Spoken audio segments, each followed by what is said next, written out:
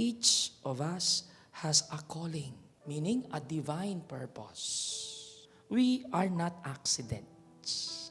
Our lives are part of a greater story authored by God. So then, let us ask ourselves, have I listened to God's call in my life?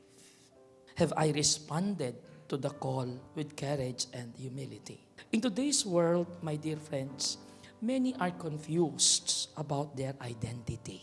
We live in a culture where people try to define themselves apart from God.